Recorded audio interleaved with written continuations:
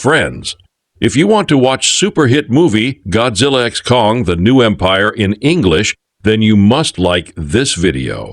If you are visiting our channel for the first time, don't forget to subscribe to our channel. Friends, in today's video, the movie we are going to talk about is called Godzilla x Kong: The New Empire. We will talk about what this movie is and where you can watch it, all the interesting facts about this movie in today's video.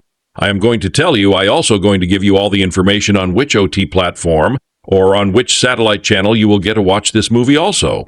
We will talk in detail about the technical department, music department, pre-production, filming, post-production, budget, box office, collection of this film. We will also talk about the story of this film, and I will also give you a small review of the story of this film. Apart from this, we will discuss about the facts of this film's storyline, star cast actors' performance in the film, and which character has played which role. That's why I request you friends to watch this video till the end, so let's start the video. Godzilla x Kong: The New Empire is a 2024 American monster film directed and co-written by Adam Wingard. Produced by Legendary Pictures and distributed by Warner Bros. Pictures, it is the sequel to Godzilla vs. Kong 2021, the fifth Godzilla film to be completely produced by a Hollywood studio, and the fifth film in the MonsterVerse franchise, also serving as the 38th film of the Godzilla franchise and 13th in the King Kong franchise. The film stars Rebecca Hall, Brian Tyree Henry, Dan Stevens, Kaylee Hottle, Alex Ferns, and Fala Chen. Hall, Henry, and Hottle reprise their roles from the previous film. In the film, Kong encounters more of his species in the Hollow Earth and must unite again with Godzilla to stop the tyrannical Scar King and the powerful frost-breathing Shimo from invading the Earth's surface. Following the box office and streaming success of Godzilla vs. Kong during the COVID-19 pandemic, Legendary announced a sequel in March 2022 and that filming would commence later that year. In May 2022, it was announced that Wingard would return to direct and Stevens had been cast as a lead. Filming began in July 2022 in Gold Coast, Australia, and finished in November 2022. Godzilla x Kong: The New Empire premiered at Grauman's Chinese Theater on March 25, 2024, and was released in the United States on March 29th. The film received mixed reviews from critics, with many comparing it unfavorably to Godzilla -1, which had been released 4 months prior. It grossed $572.5 million worldwide against a production budget of $135 to $150 million, becoming the 8th highest grossing film of 2024 and the highest grossing film of the MonsterVerse, as well as in the Godzilla and King Kong franchises. A sequel, Godzilla x Kong Supernova, is slated for March 26, 2027. Plot: 3 years after defeating Mechagodzilla, Kong has established his new territory in Hollow Earth and searches for more of his kind. On the Earth's surface, Godzilla continues to maintain order between humanity and giant monsters, known as Titans, killing Titaness Scylla in Rome, Italy, and resting in the Colosseum. A Monarch observation outpost stationed in Hollow Earth picks up an unidentified signal. On the surface, the signal causes Gia, the last known survivor of the Iwi tribe from Skull Island, to experience hallucinations and visions in school, causing her adoptive mother, Kong expert Dr. Eileen Andrews, to worry. Also sensing the signal, Godzilla leaves Rome and attacks a nuclear plant in France to absorb radiation. He then heads to the lair of the Titan Tiamat in the Arctic. Monarch believes Godzilla is strengthening himself for an oncoming threat. When a sinkhole opens near his home, Kong discovers an uncharted realm where a tribe of his species has survived, including a juvenile ape named Suko. After a brief initial confrontation, Kong convinces Suko to lead him to the tribe's lair, and the two slowly bond on their journey. Andrews, Gia, Titan veterinarian trapper and conspiracy podcaster Bernie Hayes travel to Hollow Earth to locate the source of the signal and find the Monarch outpost destroyed. As the group follows the signal, they discover a temple that leads them to a subterranean section housing a surviving Iwi tribe who communicate telepathically with each other and living beneath portals to the surface. Inspecting the temple, they realize that the signal was a telepathic distress call sent by the Iwi. While observing Gia socializing with the Iwi, Andrews voices her fears to Trapper that Gia may choose to stay with her people and that Andrews would have to accept it. Inside a temple, Andrews uncovers hieroglyphics displaying the past and future. A tyrannical ape titan known as the Scar King once attempted to conquer the surface world and waged war against Godzilla's species, triggering an ice age. But Godzilla defeated him by trapping the Scar King and his tribe deep within Hollow Earth. The prophecy also indicates that Gia is the key to reawakening Mothra. Kong encounters the tribe and confronts the Scar King. After a brief battle, Scar King resorts to summoning his enslaved ice-breathing titan Shimo, using a crystal that causes her pain and forces her to take down Kong. Shimo's ice breath injures Kong's right arm, causing frostbite. With Zuko's help, Kong manages to escape, though he loses his axe in the process. Sensing Gia, Kong locates the temple and is fitted by Trapper with a prototype exoskeletal glove to strengthen and heal his frostbitten arm. Unknown to them, an ape follows them and informs the Scar King that the protective barrier leading to the surface portals has been opened. Gia successfully awakens the reborn Mothra. Meanwhile, Godzilla kills Tiamat and absorbs cosmic radiation from her lair, which turns his dorsal plates magenta. Hoping to lure Godzilla to Hollow Earth to assist him, Kong surfaces in Cairo and calls out to him.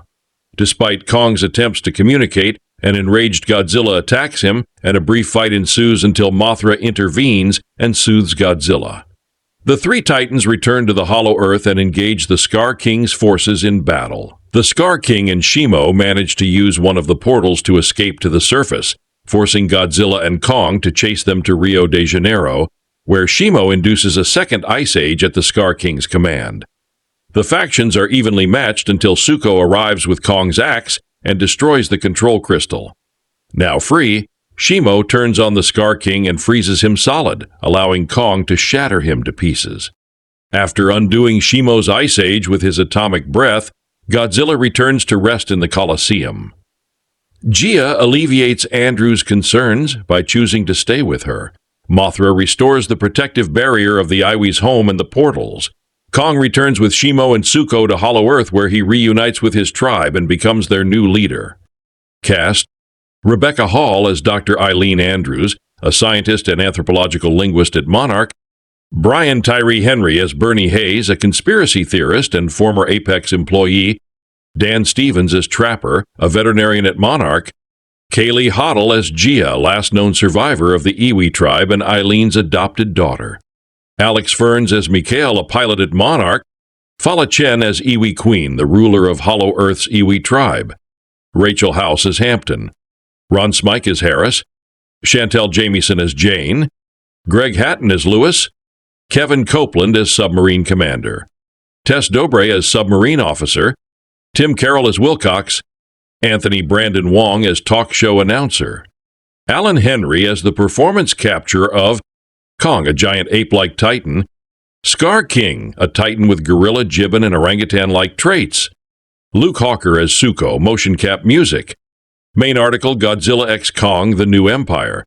In August 2022, Tom Holkenborg was announced to return to compose as co-composers the film's score after previously doing so for Godzilla vs. Kong. In December 2023, it was announced that Antonio Diorio would co-compose the score with Holkenborg. A single was released on March 13, 2024, by Water Tower Music, titled Main Title Theme. The full soundtrack album was released on March 22, 2024. For the Japanese release, artists Ai, Yaffle, and Oseworld contributed the track Rise Together as the film's theme, which was released on April 17, 2024. Release: theatrical.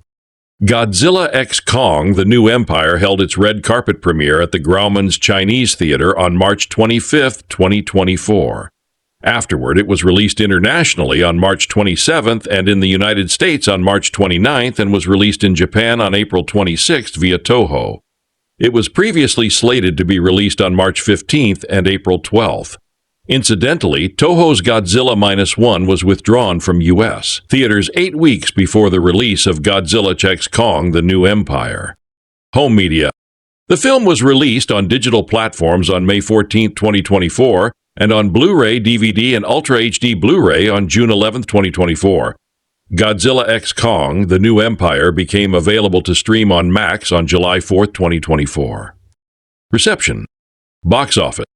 Godzilla x Kong, The New Empire, grossed $196.8 million in the United States and Canada and $375.7 million in other territories for a worldwide total of $572.5 million.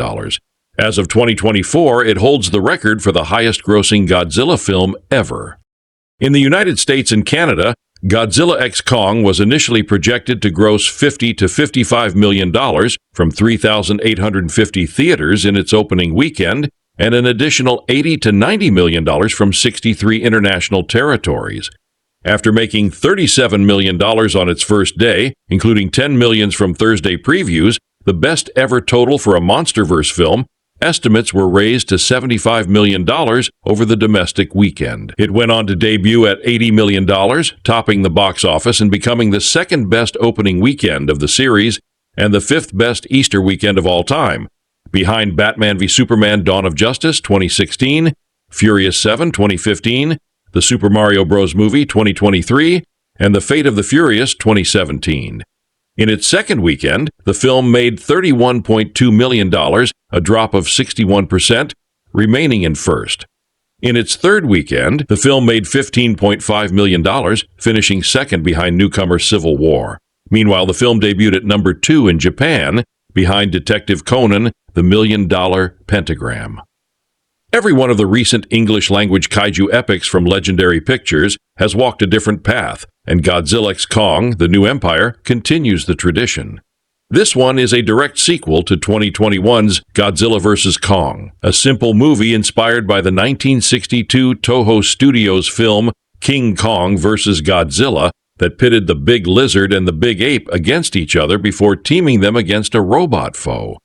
But rather than just repeat the template in The New Empire, returning director Adam Wingard and his two co-writers offer a more fragmented and sometimes knowingly silly narrative cross-cutting between lines of action in multiple locations that all lead to a huge showdown with a lot of creatures. Artistically, it's the most hit-and-miss entry in the current MonsterVerse, lacking the cohesive and distinctive vibe that powered all of the others, whether it was the 2014 Godzilla, basically Close Encounters of the Godzilla kind, Kong Skull Island, a bizarro riff on Vietnam movies, Godzilla King of the Monsters, the first team-up entry, with lots of family melodrama stirred in, or Wingard's original, gloriously goofy Godzilla Kong flick, which owed quite a bit to 1960s exploration sci-fi like Journey to the Center of the Earth and 1980s Hong Kong and American action thriller/buddy films, where the two main guys have to have a fist fight before they team up against a dangerous villain.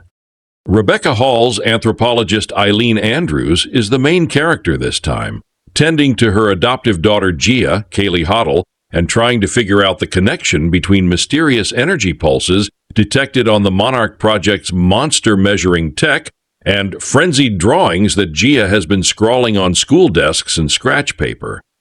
The answer, uncovered with help from muckraker conspiracy podcaster Bernie Hayes, Brian Tyree Henry, another character from the last movie, is a return to the Close Encounters with Godzilla notion, positing that what they're all experiencing is a combination distress signal and warning about an impending catastrophe.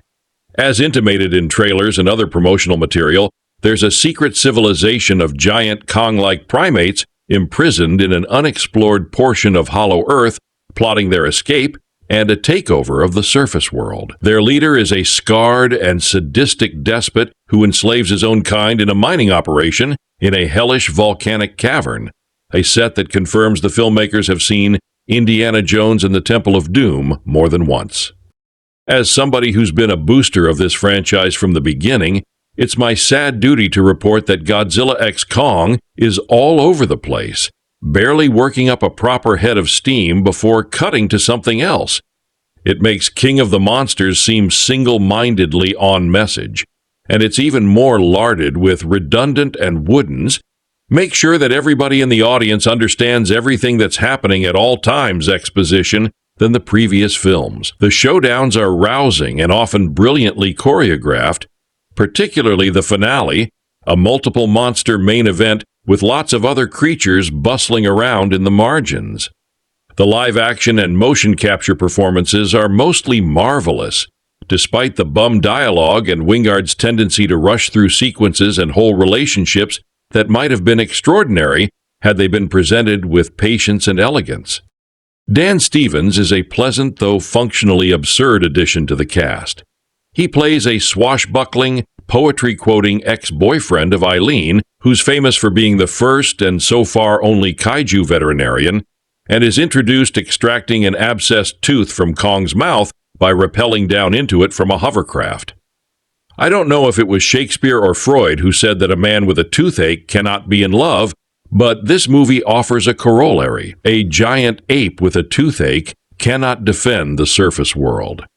Stevens has real chemistry with Henry, whose dialogue often sounds ad-libbed even if it wasn't.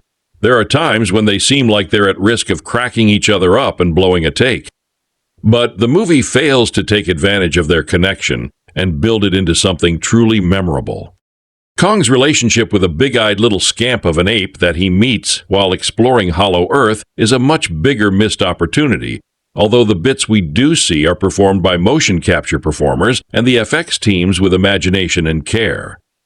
The younger ape is essentially an abused child who is treacherous, selfish, and cowardly because he grew up in a cult. He suddenly now has a good parenting model, courtesy of Kong. A hairy, burly single dude who lives a solitary existence, is an orphan himself, and had no parent role models, at least not that we know of, yet still treats the younger ape with patience and compassion even when it's not earned, and makes a decent primate out of him. Adam Sandler has told a version of this tale many times. As presented here, it's a mirror of what's happening between Eileen and Gia.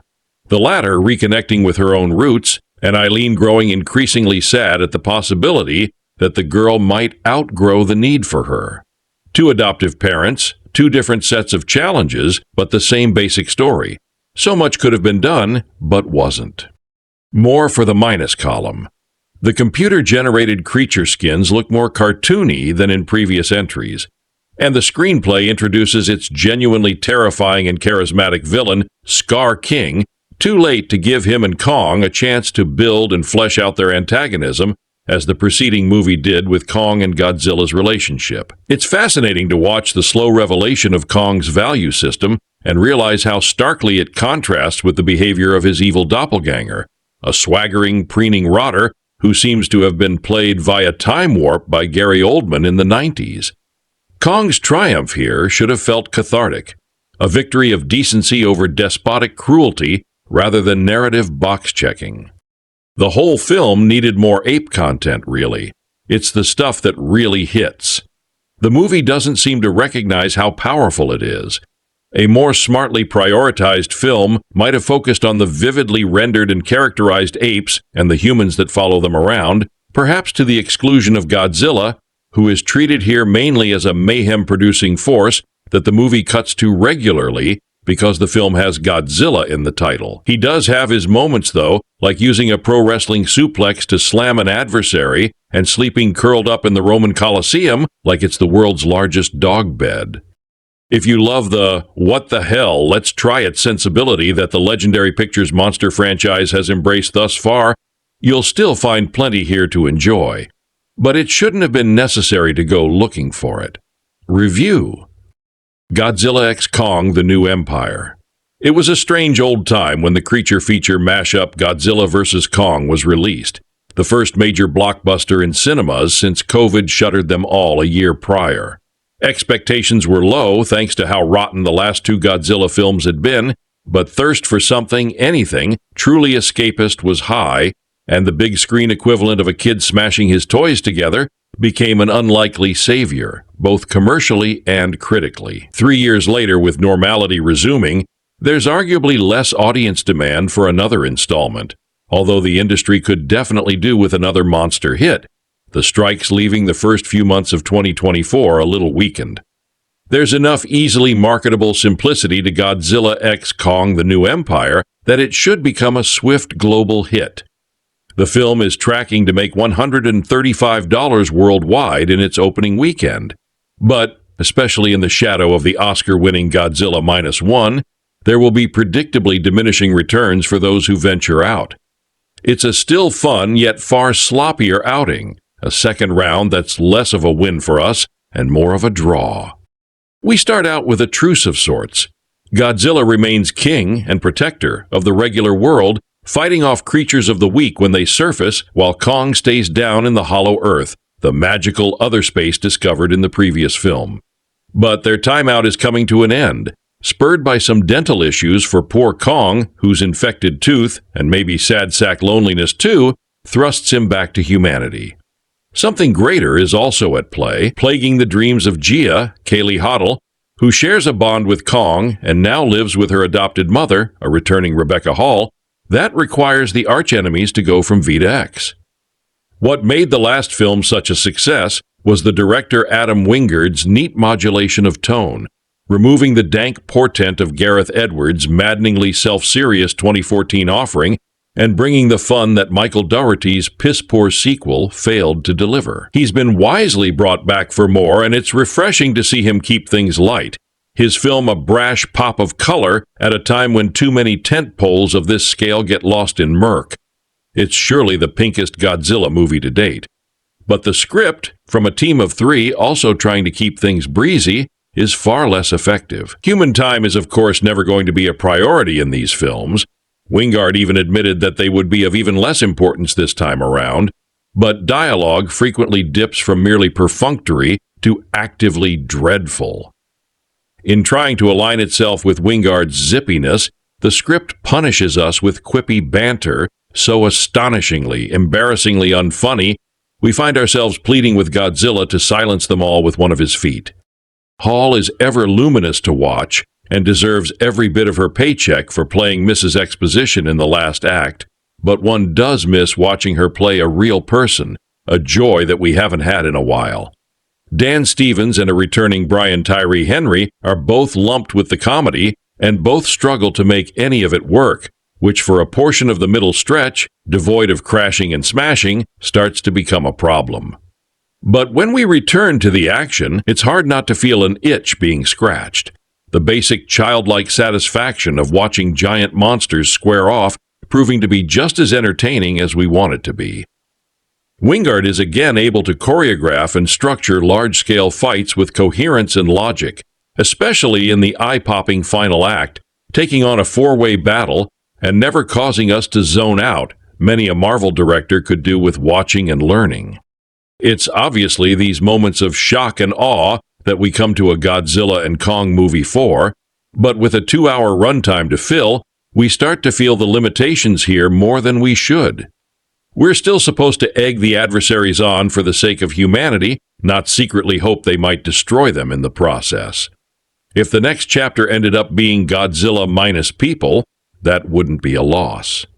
Watching Godzilla x Kong: The New Empire, I realized that the movie, a standard overly busy and mediocre blockbuster with a pretty awesome wow of a Clash of the Titans climax, was demonstrating one of the essential principles of Hollywood movie culture today. Namely, all blockbuster movies are now connected. Kong, living in the Hollow Earth, where most of the film is set. The Hollow Earth is a place I've never much liked the idea of, since it seems like Earth's version of a storage basement, is supposedly the last of his kind. But he discovers a child ape who actually looks like an homage to the cuddly creature in the 1967 Japanese film Son of Godzilla. This kid gorilla leads Kong to a tribe of scraggly hostile apes who are living in a slave society presided over by the Scar King, an evil ape with blotchy red hair who's as tall as Kong and wields a skeletal bone whip that looks like it was fashioned out of the spine of a sea serpent. He also commands, as a kind of personal weapon of mass destruction, a gigantoid creature who's like a stegosaurus who got left in the freezer, and in fact, his main power is a breath ray that can turn anything, including the mighty Kong, to ice. Then there's Godzilla. He spends the film preparing for an apocalyptic showdown by traveling from one place to the next and absorbing radiation, first from a nuclear facility, then from an undersea battle with a flower-headed monster so radioactive it's iridescent. By the time Godzilla is done with all this, his very being has been suffused with radioactive power to the point that he literally turns pink. In other words, he looks like he's having his Barbie moment. And then there's the essential way that Godzilla x Kong, the fifth entry in the MonsterVerse, is a lot like the umpteenth installment of a superhero franchise. The movie is punctuated with occasional creature battles, but for the first 90 minutes, it's more devoted than not to coloring in the backstory of its world building. I know that prospect is already exciting you. Godzilla and Kong each have a complicated relationship with their place in the earthly cosmos, and the story jumps through major hoops to transform them from foes to comrades. The film's central character, Dr. Eileen Andrews, Rebecca Hall, while she's busy charting all this, is most invested in the fate of Gia, Kaylee Hottle, the adoptive daughter she rescued after the Iwi people of Skull Island were destroyed. As it happens, the Hollow Earth is home to another tribe of Iwi, there's a lot going on in that basement, who Gia can communicate with telepathically. And she turns out to be a kind of chosen one, since Gia will prove the key figure in activating Mothra, now reimagined in shimmery designer gold, Godzilla's old nemesis turned ally, who will be instrumental in the outcome of the final clash. The thing that connects Godzilla x Kong to last year's run of superhero films, the ones that everybody complained about, is that just like them, the movie can make your head hurt. But not because it's too convoluted to follow. It's because the real convolution is, why are we supposed to care about any of this? The fact that we might not makes Godzilla x Kong feel like one of those Jurassic Park sequels where everyone is huffing and puffing about the fate of the world and relevant issues of genetic engineering. But we're just there for the ride, which now feels like it has a study sheet attached. I guess this is the part of the review where I'm supposed to say that Brian Tyree Henry, as the wide-eyed tech whistleblower turned conspiracy blogger Bernie Hayes, and Dan Stevens as the snarky British veterinarian trapper are a riot, but it felt to me like the two actors were mostly filling space.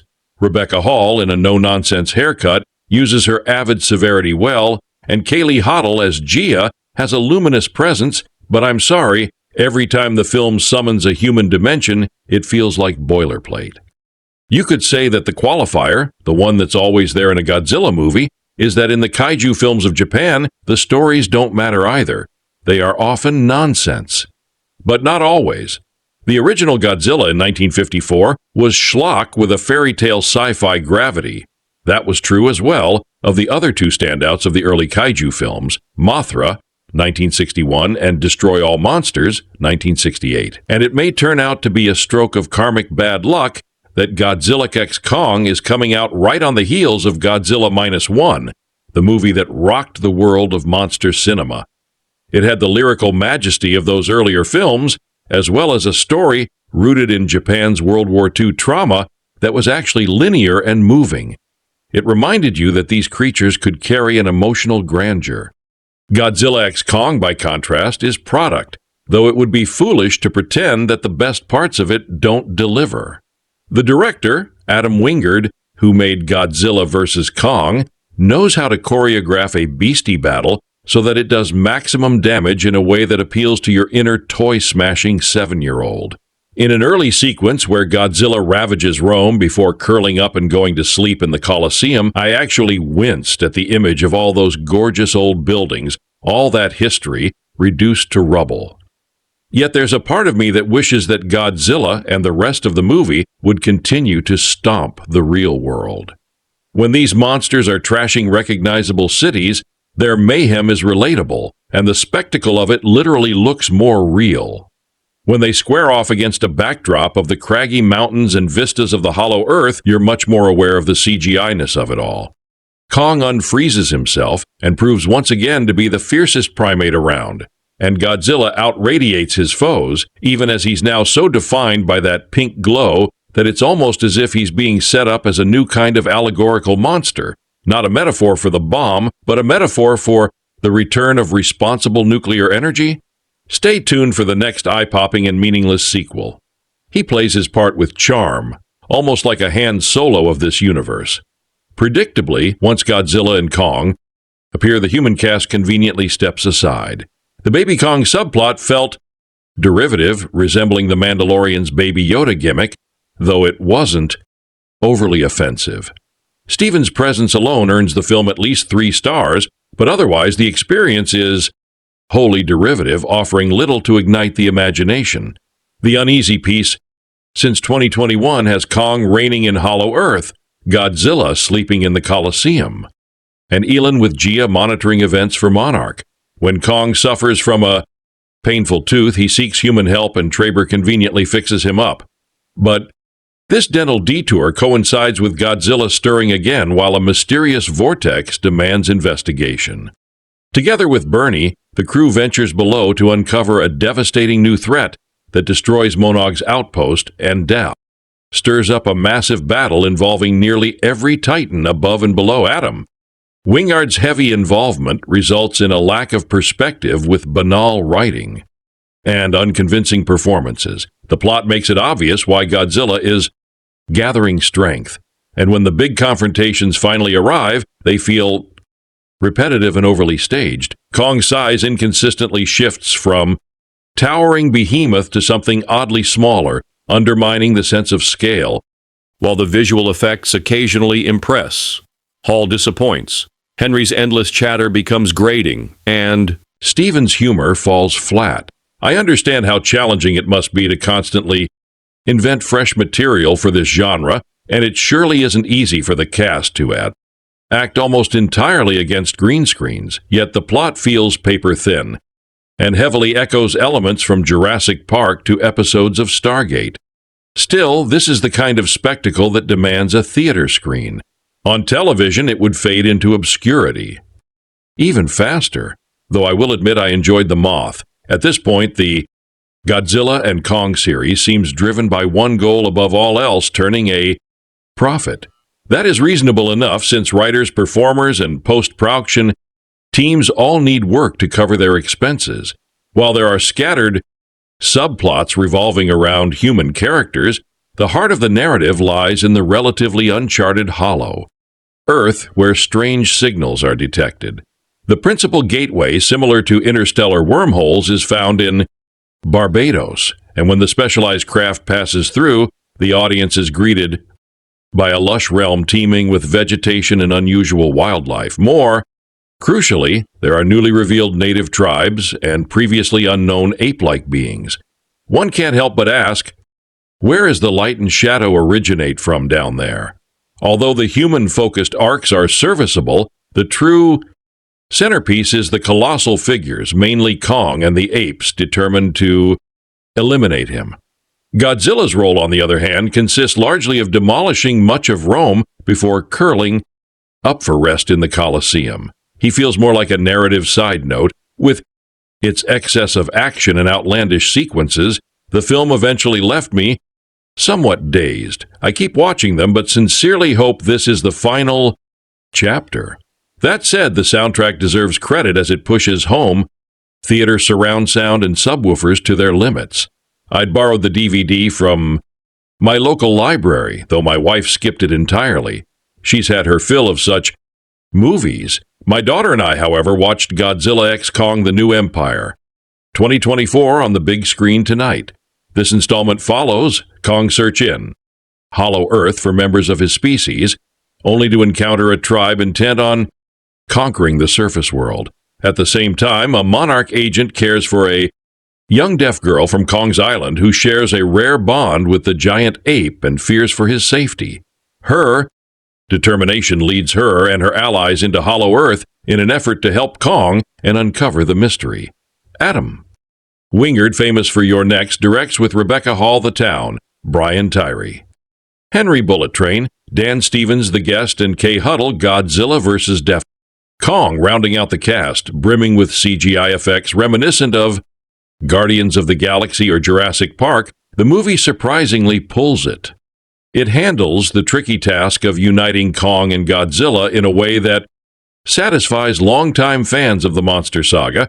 The real treat lies in the thrilling, visually spectacular creature battles. Godzilla's imposing presence is unforgettable, while Kong's confrontation deep in subterranean Earth delivers one of the film's most striking sequences. The playful development of the baby gorilla is another engaging touch. The film acknowledges its heritage with multiple nods to classic Godzilla entries.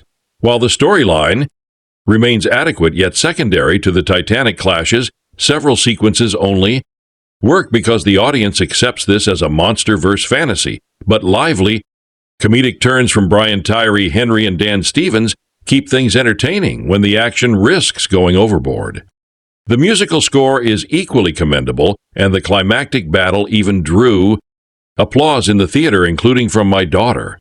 My own journey with these films began a decade ago when I first saw Godzilla-level San Francisco without realizing it.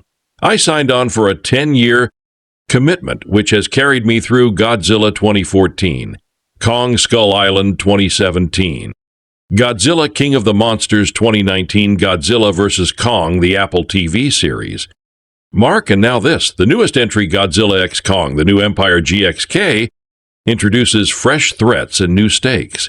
Returning characters serve as a bridge from GVK to GXK. Dr. Ilan Andrews, Rebecca Hall, Monarch's foremost Kong specialist, Kaylee Hottle, her adopted daughter with a profound bond, Kong and Bernie Hayes, Brian Tyree Henry, conspiracy blogger and Titan expert. This film packs a lot in Kong, searching for kin, Godzilla preparing for something immense, and Gia haunted by visions that resembles seismic or magnetic disturbances detected by Monarch.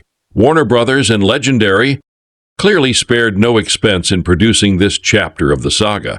The movie gave us an abundance of dazzling shots featuring Kong, Godzilla, and the various other monsters in play. Among them were Mothra, the Scar Kingera, crimson-hued chimpanzee Ike-Titan with ambitions of conquering Earth, an ice-breathing Muto under his command, and even a smaller, still-developing ape that nonetheless towered at nearly 50 feet tall. As expected, cities were inevitably caught in the crossfire, and several locations bore the brunt of the destruction, including Cairo in Egypt, where even the pyramids were toppled alongside parts of Italy, France, Spain, Miami, and Rio de Janeiro. Ironically, much of this devastation occurred in the name of protection. Godzilla's efforts to defend humanity often left entire cityscapes partially demolished. The film also expanded on the lore surrounding the Mutus, explained through ancient IWI inscriptions. For those unfamiliar, Gia belonged to the IWI, the indigenous people of Skull Island, thought to have vanished long ago. To the surprise of Dr. Ilan and her team, they uncovered a hidden, eye-wide tribe deep within Hollow Earth. The mysterious subterranean world accessed only via portals and wormholes along with their ancient writings. These records chronicled the legendary tale of Godzilla safeguarding humanity from the Scar King, described Kong and his kin as guardians, and revealed Mothra as the central force behind all this. Protection. Though she could only be awakened by an Iwi descendant from Skull Island such as Gia. Clearly the narrative had a lot going on. As a simple blockbuster, Godzilla x Kong was serviceable, though the heavy-handed use of dramatic music made every scene feel overly climactic, diluting the impact of the true finale. The visuals were undoubtedly funded with a hefty budget, and while they dazzled, the film could have benefited from cutting at least one unnecessary character. Bernie Hayes.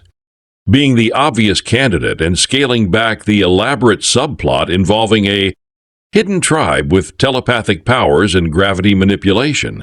Even so, while I wasn't fully impressed, it still outshone the recent Monarch TV series. The film leaned heavily on relentless monster battles with endless crashing, stomping, and roaring that often bordered on sensory overload. Occasionally, the story slowed. Kong had a tooth pulled. Gia reunited with her rediscovered tribe. Dr. Eileen Andrews explained the mythology in play, and Godzilla even curled up for rest inside the Roman Colosseum.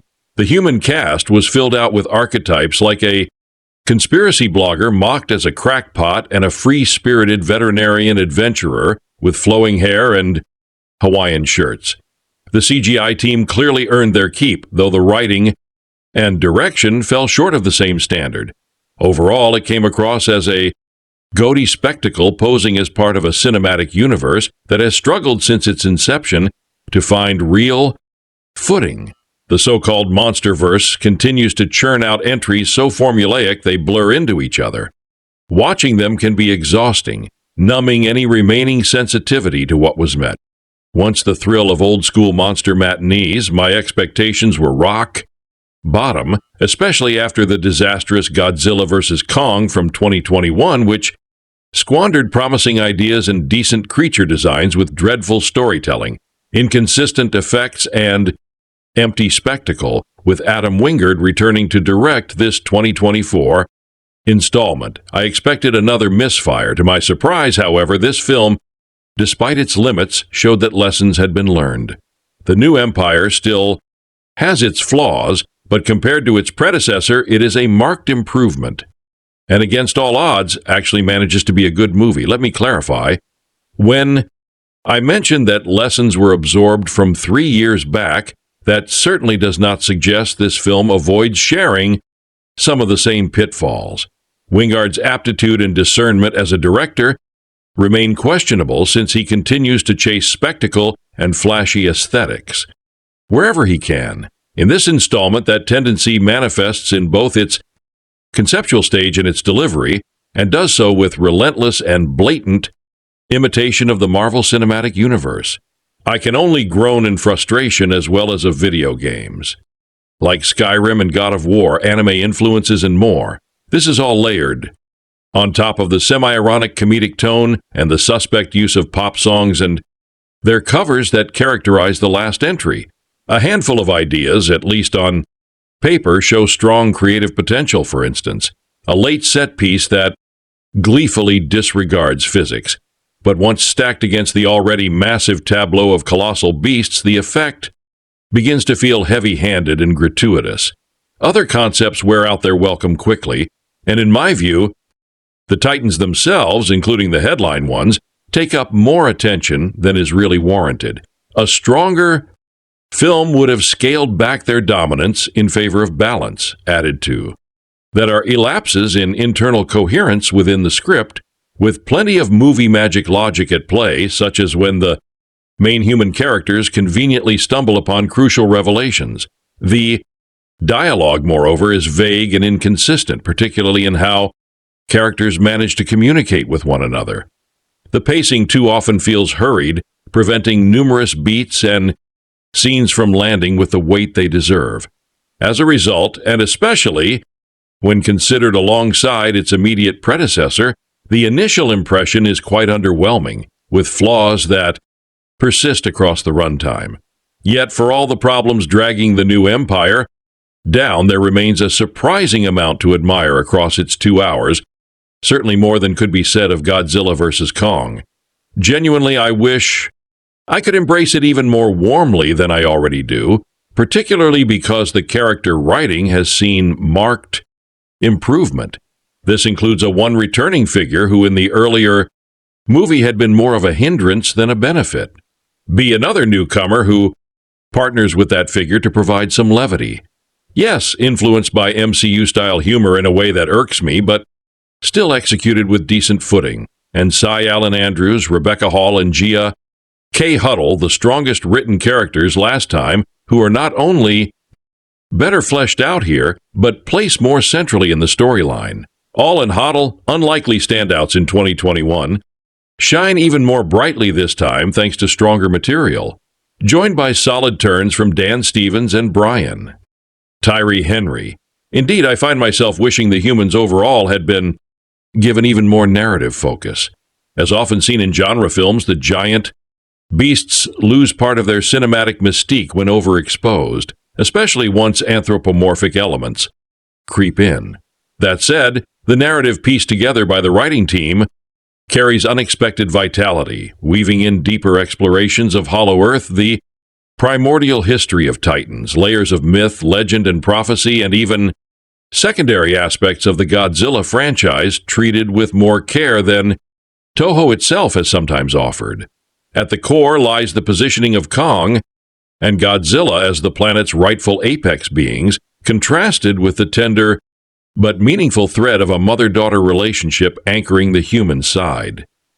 All of this unfolds while new territories are charted and new dangers unveiled.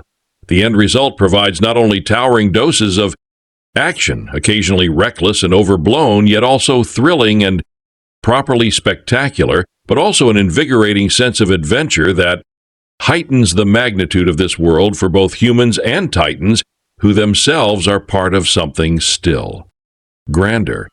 The mix here embraces science fiction, flashes of horror, and bursts of authentic drama. Make no mistake, this is designed as a popcorn blockbuster for mass audiences, and under Wingard's direction, it absolutely fulfills that purpose, but it manages to do so with a touch more sophistication and substance this time. Scattered throughout are flourishes of cleverness. From the Scar King's weapon to the rousing final glimpses of both Kong and Dat, Godzilla to the beautifully detailed depictions of Iwi culture through costumes, hair, and makeup. On the visual side, it's equally apparent that greater care went into the CGI compared to Godzilla vs. Kong. While I remain unconvinced by Godzilla's current MonsterVerse design, and though certain visual choices overstep or stumble, effort invested in shaping lush landscapes, stylized lighting, mold effects, and the rendering of the Titans themselves feels much more deliberate and accomplished this time around. Have always leaned toward authentic stunts, practical effects, and tangible craft over digital trickery, which almost always ages poorly and diminishes the more it is showcased. That said, credit should be given where it's deserved, and in this case, the effort genuinely shows. What makes the difference is that you can sense that the entire team really poured themselves into this project. While I still disagree with certain creative decisions, some of them feeling downright cheap or lazy, and while I remain unconvinced at Adam, Wingard's directorial style is right for this series based on this film and his work.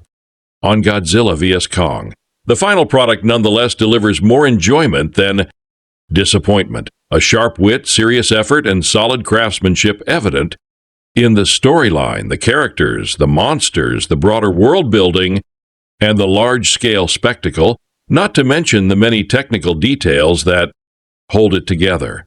On top of that, the film boasts rich sound design and an impressive score from Tom Hokenborg and Antonio Dioro, which complements the action from scene to scene. The positives outshine the negatives.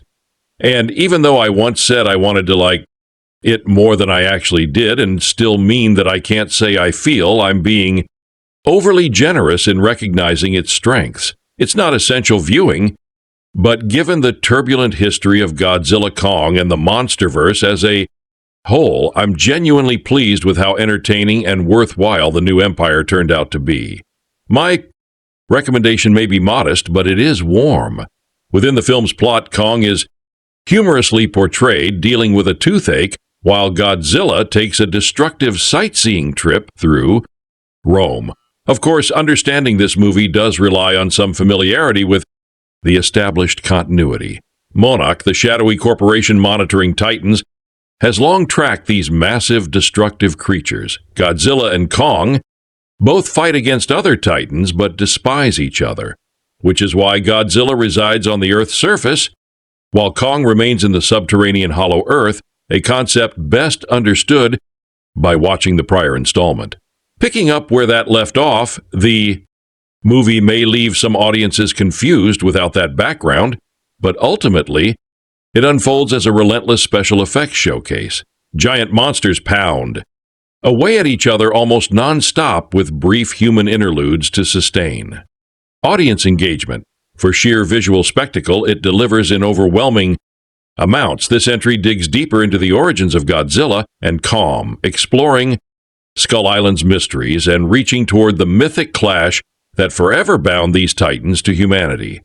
I've always wanted to root for the MonsterVerse because it pulled off creating a new cinematic universe almost quietly without big declarations. Yet sadly, the quality has slipped with each new release, and this one may stand as the weakest of the lot, which makes the glowing reviews and box office success all the more baffling. Yes, the visuals are extraordinary, but beyond that, the film falters. The plot is incoherent. Whatever story exists gets buried under endless CGI brawls, and the human cast is reduced to globe-trotting exposition machines, constantly reminding us there's meant to be a narrative thread. Wingard's earlier entry, Godzilla vs. Kong 2021, managed to thrive even during the pandemic, fueling the franchise's momentum. Now with Godzilla x Kong, the new empire, the MonsterVerse has pushed itself to its most extravagant scale, yet massive, explosive, and designed to please crowds. While the glory days of Jurassic Park 1993 and Godzilla 1998 can never truly be recreated, this generation of monster films does offer fresh memories and theatrical thrills. For today's audiences, this latest chapter does exactly that. Yes, on paper, the storyline feels almost childlike in simplicity, but the overpowering spectacle makes you forget its weaknesses. This isn't Godzilla vs. Kong, this is Godzilla and Kong. That pairing alone takes the excitement to another level. The film kicks off by showing Kong battling fox-like creatures in his den, setting the stage for a relentless, larger-than-life monster adventure. The sequence continues with Godzilla's grand entrance, resting inside a circular structure before being drawn into combat with a massive spider-like beast. Shortly afterward, he appears to detect an unseen presence and instinctively gravitates toward it. Meanwhile, Dr. Andrews, Rebecca Hall, her adopted daughter Gia K. Huttle, Bernie Bryan, Tyree Henry, and Trapper, Dan Stevens trail Kong through the enigmatic hollow earth only to uncover a catastrophic danger. The hidden history of the Titans in Skull Island threatens to annihilate this subterranean realm, compelling Kong and Godzilla to unite against formidable adversaries. Conceived by Terry Rossio, Adam Wingard, and Simon Barrett, the storyline leans heavily toward a younger audience. Though some technical and inventive ideas are scattered throughout, the script rarely stirs much anticipation for what's next. What rescues the experience is the dazzling spectacle carried almost entirely by visual brilliance and cinematic craft. Much like James Cameron introduced the divine figure Yua in Avatar 2009, this narrative features the UI people also, bathed in shades of blue, though their deity glows with a yellow hue. As emphasized, this is not merely Godzilla vs. Kong, but a full-fledged Godzilla, and Kong Tali revealing this is not really a spoiler. It sets the stage, amplifies excitement, and primes audiences for the spectacle ahead. Imagine a KU-inspired echo of RR. 2022. Two mighty heroes initially collide only to later fight side by side. In that blockbuster, Junior NTR and Ram Karan sprinted through fire. Here, Kong and Godzilla stride through ice and fog in a triumphant whistle-worthy moment. What follows is a breathtaking 15 to 20-minute stretch brimming with high-voltage action and exhilarating crowd pleasers. In one instant, Kong struggles to evade Godzilla, yet in the next he carries the giant's tail across his shoulder, a truly bombastic blockbuster image. Performances from Rebecca Hall, Brian Tyree Henry, Dan Stevens, Kay Hottle, Alex Ferns, and Fa Chun are steady and competent, with Henry offering comic relief and Hottle commanding several pivotal moments. The production design gleams with polish, while the VFX turn the film into an authentic large-scale event. Even if you forget the rest of the clashes, those final 20 minutes alone justify the price of admission, guaranteed to make audiences clap, cheer, and leap with excitement. Where viewers once split into Team Kong or Team Godzilla, the finale unites them in shared celebration. Ben Sesson's cinematography is solid, and Josh Schaefer's editing sustains a near 2-hour rhythm that keeps the energy alive. Adam Wingard expands the bite MonsterVerse by adding figures like Scar King, Minome, and Skyu, proving this saga no longer revolves solely around the two iconic giants. This wider scope makes it bigger, bolder, and more broadly appealing. Wingard's direction ensures a rollicking theater experience, an invitation to revel in colossal fun. Fans of both Titans will walk away thrilled. That said, Godzilla x Kong, the New Empire 2024, isn't drastically weaker than its predecessor, often spotlighting refreshing stretches of non-human storytelling. Yet the journey to the much-anticipated Godzilla-Kong alliance drags heavily, and when it finally arrives, the payoff is only moderately satisfying and frustratingly short-lived. For much of its runtime, the movie entertains less than expected. Compounded by some unimpressive CGI, whole sequences feel oddly artificial, as though mishandled green screen work despite being entirely digital. The narrative is thin, efficient enough to reach its destination, but contrived and supported by stock-like characters and loosely defined stakes. Some battles hit their mark and deliver bursts of fun, but without emotional investment, outcomes lack weight. The film is watchable, occasionally engaging, but rarely gripping. Though the set pieces shy in moments, they cannot sustain the entire production. It should also be noted Godzilla's presence is minimal, with the focus largely anchored on Kong throughout. In the end, excitement is muted. The film is too shallow to inspire real passion, yet too competent to dismiss outright. This is one of those movies that manages to feel so aggressively fine that it circles back into being oddly entertaining. Overall, I'd still say the experience is passable, but if your idea of peak cinema is watching a giant ape wield a smaller ape has a pair of nunchucks, then you're in luck by that standard. This might be the greatest film ever made. Oddly, I found large stretches of what should have been a bombastic, over-the-top KU spectacle surprisingly dull, which wasn't at all how I felt with Godzilla vs. Kong. To its credit, the film does gain momentum in the later stages. The story follows a mysterious signal emanating from within the hollow earth that drives Godzilla to power himself up in preparation for a coming clash. Meanwhile, Kong stumbles across an undiscovered lair hidden beneath hollow earth, where he finds other massive apes under the rule of the oppressive Scar King. Kong challenges, but is injured in the process and is forced to seek Godzilla's aid on the surface world. All of this should be thrilling, yet the pacing bogs down in the middle during lengthy sequences with human characters exploring hollow earth. The cast is strong. Dan Stevens delivers the kind of lively performance he's known for, sharing great chemistry with that longtime collaborator Rebecca Hall as well as Brian Tyree Henry, both reprising their roles from the previous film. Despite this, their journey through Hollow Earth lacks urgency or danger. And while I'm on the subject, the Monarch TV series established that time functions differently in Hollow Earth compared to the outside world, something this film completely disregards. Things finally kick back into high gear with a zero-gravity multi-titan showdown that paves the way for the finale. And from that point onward, I was fully invested. Comparing it to Godzilla -1 feels tricky, as despite featuring the same iconic creature, the storytelling goals are vastly different. Still, I found this outing weaker than the last MonsterVerse entry. I honestly don't know where the franchise should go next. It's pure nonsense. And if Godzilla vs. Kong didn't work for you, you'll likely despise this. Personally, I had fun in the same indulgent way you might enjoy eating 2 bags of potato chips in one sitting, fun in the moment, but leaving me a bit hollow afterward. In fact, Godzilla x Kong, The New Empire, may feature less dialogue than any monster movie in recent memory. The human element is minimal, which is both good and bad, less annoyance, but also less tension, since none of the characters are ever in real danger until the very end. Oddly enough, the silent sequences with the giant apes are among the best moments. The humans mostly exist to spell out information that doesn't really need to be explained.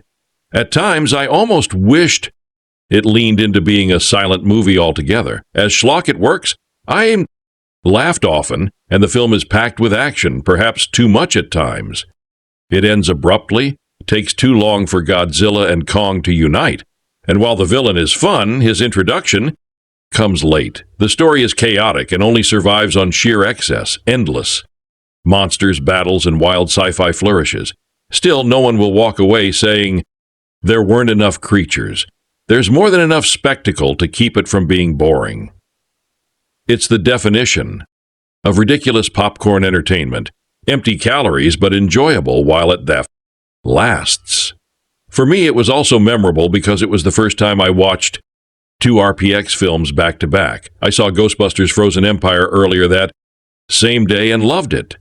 What I appreciated most about The New Empire was the heavier focus on the creatures, which worked well for me. I never saw Godzilla Moss. I struggle with subtitles But I thoroughly enjoy these English-language MonsterVerse films, and they deserve recognition. I've been a fan of Adam Wingard's work, You're Next, the Guest, even his Blair Witch remake, and, of course, Godzilla vs. Kong. It was also great to see Dan Stevens featured so prominently here. I loved him in The Guest, and he remains entertaining in that. Everything. I sincerely hope audiences give this one the appreciation it took. On rewatch in IMAX, I found myself enjoying it even more. The sound design was spectacular, and I'm glad I've seen the last few MonsterVerse films in IMAX for the full experience. My live Kong has a badass new weapon. A mysterious threat looms. I thought a little ape looked harmless until it attacked Kong. These other apes have laid traps for him, and that can only spell trouble. Hollow Earth truly has a striking appearance. Is it just me, or does this film concentrate far too much on the human characters?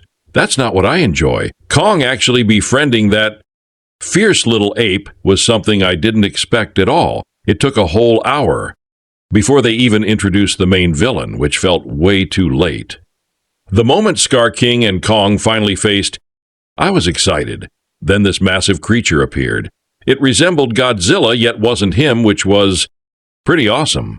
But why did Scar King send his own apes to finish Kong instead of fighting him personally? Such cowardice. Kong wielding his new mechanical arm looked incredible, though. And when Mothra joined forces with Kong and Godzilla against Scar King and Shimo, the battle was great fun. I keep returning to these films time and time. Again, I genuinely love monster flicks and don't mindless action for entertainment's sake. I'm the perfect audience for them, yet somehow they keep missing the mark. Other than the 2014 Godzilla, most range from mediocre to awful, and GXK is no exception. I know plenty of critics will compare this to Godzilla 1, and I must as well. Every single shot of Godzilla in -1 is superior to any in GXK. Each action sequence there outshines every fight. Here it had a richer story, deeper characters, stronger dialogue, and real emotional weight. In every respect, -1 was leagues ahead. The harshest thing I can say about GXK is that I was utterly bored. Nothing on screen held my attention or investment. That's partly because there isn't an actual story. Things just happen without direction. By the halfway point, I still couldn't figure out the core conflict, the stakes, or what kind of threat we were even building up to. Instead, they padded it with yet another dull, predictable subplot centered on the humans. The cast is talented, but the script gives them absolutely nothing. Rebecca Hall is the only one who gets to display her skills. To make matters worse, there were over 50 comedic attempts, and I only laughed twice. The nearly full theater chuckled here and there, but most of the jokes landed with cringeworthy awkwardness. Cheap dad jokes at best. The human storyline felt like it belonged in a children's movie. And the Titans, the sense of scale was rarely there. Shots came from monster perspectives so often that they looked no larger than people, and their movements were too fast like humans. Sparring instead of towering beasts. When they collapsed, they fell in seconds with no ground-shaking impact, completely robbing the epic effect. I'm not against CGI, but these chaotic fight scenes felt like noisy nonsense. I'm exhausted by it. Why is it so difficult to simply deliver solid, entertaining monster action? I don't even need brilliance, just engaging spectacle. Instead, this was forgettable nonsense. Usually when a weak sequel releases, it inspires me to rewatch better installments. Here, I just wanted to revisit the old Godzilla films riffed on MST3K. These MonsterVerse entries grow dumber with each new one. Sure, they're supposed to be dumb fun, but they've lost the fun. Except for Skull Island and the excellent 2023 Apple TV show Monarch, Legacy of Monsters, everything else sinks deeper into empty spectacle. They may as well turn fully animated since realism and stakes have evaporated. Godzilla x Kong. The new empire openly begs viewers to check their brains at the door. The plot is essentially a recycled threat against the two leads, followed by predictable team-ups and clashes. I can't even label it so bad it's good. It's simply there for audiences who want monster brawls. And when Baby Kong appeared looking straight out of a Super Hub Nintendo, I knew my expectations couldn't drop further. Spoiler, the CGI didn't improve, and it was the worst in the entire series. Thankfully, most Kong-entered scenes were still enjoyable, especially whenever he was free of human interference and on solo adventures. Strangely, though, I grew up loving Godzilla movies and respected Kong. This franchise flipped my loyalties. Kong reigned supreme here. Thankfully, I was able to set aside my awe for Godzilla -1 while watching, even though they're different universes. Comparing them is like pitting Bram Stoker's Dracula against Abraham Lincoln, Vampire Hunter O'Brien, Frankenstein against I, Frankenstein. One is a classic, the other ridiculous.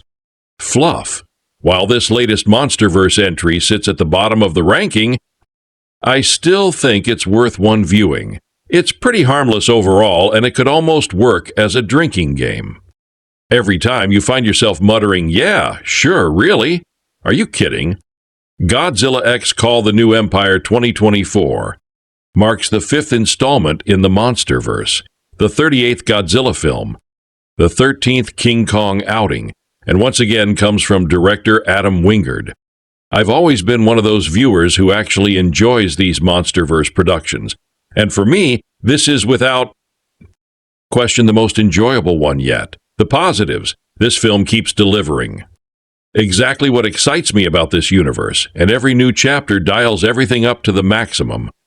I particularly appreciate how this entry leans more heavily into Kong's journey as he discovers the existence of more of his kind in Hollow Earth and takes on the mission of liberating them from the control of Scar King and Shimo. The cast features only 3 returning faces: Rebecca Hall, Brian Tyree Henry, and Kaylee Hottle, and I found the smaller ensemble of human characters refreshing, since it made the film smoother and more engaging to watch. I also loved the introduction of Dan Stevens as Trapper, who was easily the most charismatic and amusing human addition to the MonsterVerse since Bryan Cranston's role in Godzilla 2014. He steals several scenes with some of the funniest and most entertaining moments. Zuko as Kong's sidekick was another highlight, offering adorable beats that genuinely warmed me.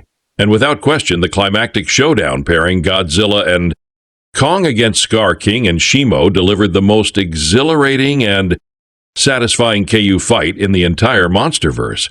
On the mix side, like every other MonsterVerse installment, this is not exactly what you'd call a great film, especially stacked up against Godzilla -1 2023, which dropped only a few months earlier. But honestly, I didn't mind because I had a blast.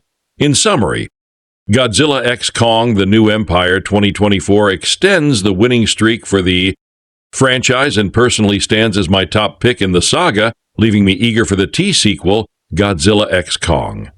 Supernova 2027. Honestly, this is one of those sagas people can't resist nitpicking, but at the same time, it's just too fun to give up. 4 entries in, not counting the spin-off series starring Anna Sawai, and still IMDb is filled with viewers rushing to explain how much they didn't enjoy it. The truth is, compared to other cinematic verses floating around, aside from the Spider-Verse, which lives in its own dimension, this one feels more approachable, lighter, and even less politically charged, which in its own way makes it stand out. The producers deserve recognition for reliably offering entertainment at a gay time when consistency is rare. Rebecca Hall continues to feel perfectly cast. And as for Kong himself, nicknamed Mr. K on set, he practically comes across as a politician with straightforward, uncomplicated values. Another rarity these days, I should note this comes from an IMDb top reviewer whose full list of 167+ nearly perfect movies is worth checking out. The film storyline places Kong in Hollow Earth, where he encounters another clan of apes led by a vicious ruler who commands an ice-breathing creature. Humanity knows there's a looming risk to the surface world if these enemies escape. But Kong, nevertheless, ascends to recruit his old foe, Turn the Lie, and truthfully, if you've watched any of these movies, you already know the formula. Duh. Humans don't contribute much beyond gluing the monster sequences together. But let's face it, that's not why we watch.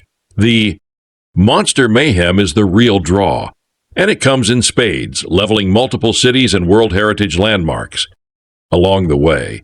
In the end, Godzilla x Kong: The New Empire 2024 delivers colorful, oversized, mindless fun. Comparing it to Godzilla 2014, the tonal shift is obvious. The first film was darker and brooding, while this is pure bombastic spectacle, closer in style to Transformers. And while it's hardly flawless, I still found it thoroughly entertaining with its abundant action, massive destruction, and absurd over-the-top. At this stage, it's essentially fantasy rather than sci-fi. But thanks to its commercial success, sequels are inevitable. That said, compared to its predecessor from 3 years ago, this film does feel like a step down. The story continues, but with fewer characters and slightly less spark. Rebecca Hall has a more central role this time, as does Gia, yet to set pieces don't feel quite as monumental or lasting. The awe and suspense that colored earlier entries is missing, since much of it feels predictable now, and some stretches even drag. Still, on the whole, it's an average but serviceable blockbuster within this futuristic world. Godzilla and Kong occupy their own realms, Godzilla wandering among humans on the hot surface, while Kong lives among primates in Hollow Earth. As scientist Ellen Andrews, Rebecca Hall, explains, as long as they remain in separate domains, peace will hold. Naturally, that balance collapses, and her adoptive daughter Gia, Kaylee Hottle, begins sketching eerie visions that propel them into the mysteries of Hollow Earth and set the stage for Kong's fated confrontation with his nemesis, the Scar King. We've already witnessed cinematic battles like Alien vs. Predator and Batman v Superman. And now Adam Wingard brings us another clash of legends, pitting two of the biggest monsters in movie history against each other. Honestly, there could have been weaker excuses to watch these giants tear through cities. The funny part, though, is that the supposed duel isn't much of a duel at all. There's a lot of stomping and fighting with other creatures, which might keep audiences entertained for a while, but it doesn't fully mask the flaws. Still, the visuals are undeniably dazzling, recalling Peter Jackson's 2005 remake of the 1930s classic, whose cinematic magic still lingers in memory. The main cast play their role suitably, with young Kaylee Hottle particularly noteworthy as the troubled child caught in the middle of the chaos. Dan Stevens leans into a quirky, trippy hippie Ace Ventura-type mercenary role, and Brian Tyree Henry falls into the familiar trope of the ignored expert. Yet none of these performances truly rise to the level of the film's monstrous set pieces. When it comes to comparing Kong Godzilla and the introduction of newer creatures, the most disappointing element ends up being the humans themselves.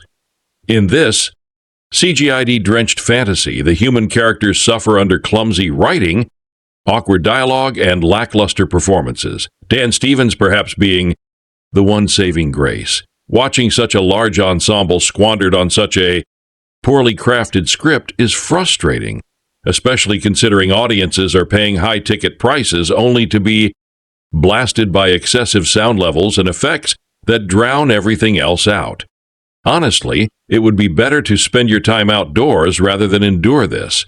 For future installments, the filmmakers would be wise to cut down on the human presence altogether, because they only highlight the film's weakest points. On one side of the globe, a Godzilla story once carried the weight of a nation's trauma from nuclear destruction, using human characters to convey genuine emotion. In contrast, this Hollywood counterpart gives us Godzilla teaming up with Kong to pull off professional wrestling maneuvers in a shared universe that began with promise but has now devolved into silliness. As the fifth entry in the MonsterVerse, Godzilla x Kong: The New Empire is blockbuster filmmaking, as Shallow is taking the goofy energy of the crossover film and watering it down even further into a brainless, forgettable spectacle.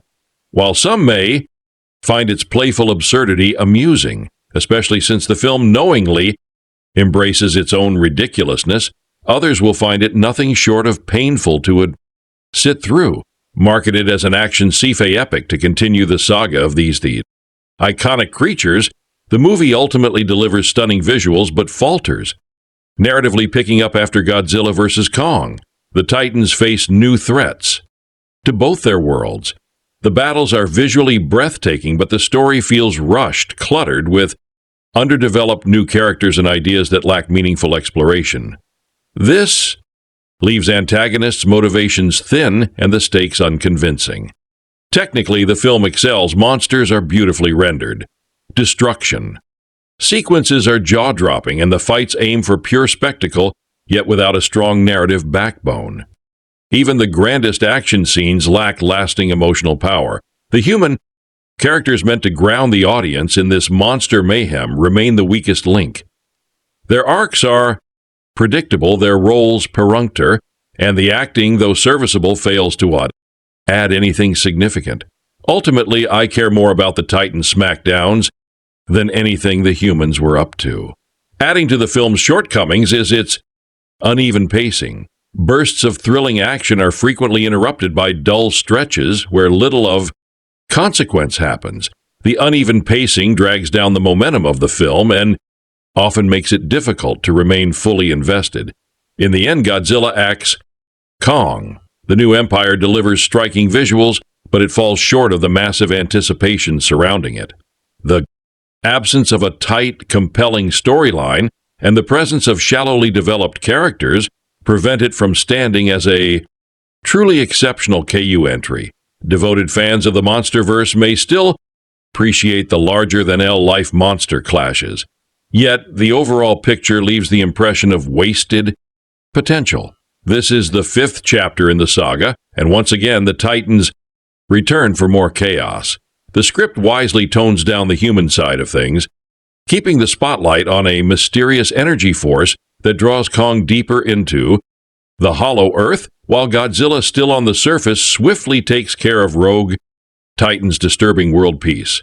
In one battle with Canaanite beasts, Kong cracks open a fault line that exposes an even deeper level of the hollow earth, where he encounters a smaller, younger ape. After a failed attempt to take Kong by surprise, this primate leads him toward his master's fortress, where a frost-breathing Titan serves under the command of a vicious ruler. Meanwhile, the scientist Rebecca Hall, portraying a determined researcher, Dan Stevens as a quirky veterinarian, Brian Tyree Henry reprising his role as a nervous conspiracy blogger, and Kaylee Hottle as the silent Gia quickly realize that only if Kong and Godzilla unite can they overcome this new ruthless adversary. Director Adam Wingard keeps the Colossus on Colossus battles at the forefront, letting the heavy exposition fade into the background, which makes the film feel like a sensory endurance test depending on how much booming sound and blinding spectacle you can handle. This is the sort of experience that demands the largest screen and loudest theater to be fully appreciated. The storyline works in a serviceable way. The acting is fine enough, but the real draw is the Titans themselves. That said, some flaws stick out. Mothra comes across less like a majestic deity and more like a giant fairy pulled from a children's cartoon. And the human side of the story occasionally resembles the tone of a Transformers movie with its band of plucky sidekicks. The soundtrack is another major stumble. Stock 80s tracks chosen less to enhance the narrative and more to appeal to nostalgic parents dragged in by their kids. Still, the movie is gleefully unhinged, pushing into outrageous territory where every twist is more absurd than the last. The unpredictability is almost part of its charm. The monster brawls are undeniably thrilling and easily the highlight. Even though the human cast struggles to compete with the spectacle, among them, Brian Tyree Henry stands out with his eccentric energy. While it may not be the strongest of the series, I still found enjoyment in its sheer madness. Watching it in the theater, I caught it. At an MC Roosevelt Field, NY was an overwhelming experience, loud, chaotic, and visually dazzling in the purest sense. It's a feast for those who live for massive screen mayhem. Even if the characters barely register and the jokes rarely land, fans of the franchise will walk out satisfied, their appetite for Titan action thoroughly indulged. In this installment, the menacing Scar King, a fiery red simian overlord, plots with his army and a chained ice-spewing KU to escape their subterranean prison and seize Earth's surface. Standing against this cataclysmic threat are Godzilla, Kong, and their fragile human companions. The intended demographic feels muddled. The sanitized action and goofy humor lean toward kids, but the retro soundtrack seems designed to keep adults mildly entertained. Unfortunately, the human characters remain blandly written, with Kay Huttle's Mugia reduced to sentimental bonding scenes and Henry's comic relief veering toward grating. The anthropomorphized designs also feel awkward. Kong resembles a biblical elder crossed with a bodybuilder. Godzilla's movements echo a man in a rubber suit. Scar King resembles a wiry man in an orangutan costume, and Mothra oddly looks like a moth with a dancer's legs. The plot itself is a loose string of oversized set pieces stitched together with pseudo-scientific jargon and forced twists. Kong's mechanical arm, prominently featured in the marketing, enters the story in a laughably convenient fashion. In the end, the movie is messy, wild, and ridiculous, but if your heart beats for monster carnage, you'll likely forgive its flaws. The monster clashes are inconsistent, while the Rome opening fight stands out as engaging. The climactic showdown feels tiresome, bogged down by cliched slow motion and freeze-frame effects. Kong now has a sidekick, a ginger miniature version of himself, clearly a merchandising ploy, echoing the ill-fated Son of Godzilla experiment from 1967 that proved juvenile. Sidekicks belong in Saturday cartoons, not serious Caillou films. I half expect that in addition to Godzilla's pink streaks, the next installment will introduce God for Legendaries run. I had hoped Godzilla -1 marked a pause in the franchise's slide into mediocrity. Yet this 38th outing only accelerates that decline of Japan's nuclear metaphor-turned-monster. Admittedly, it was enjoyable to experience on the big screen with flashy CGI that was undeniably impressive. I even dozed off briefly, likely from fatigue, but the movie otherwise delivers what's expected: big monster action. Those who only want creature fights will be satisfied. The human side, though, is once again uninspiring. The acting isn't terrible, just bland. Sequels are inevitable as the formula continues to draw audiences, and I must admit the spectacle is fun to watch in cinemas. Godzilla napping in the Colosseum amusingly reminded me of my cat, choosing random spots to sleep. Kong carried a strong presence, though.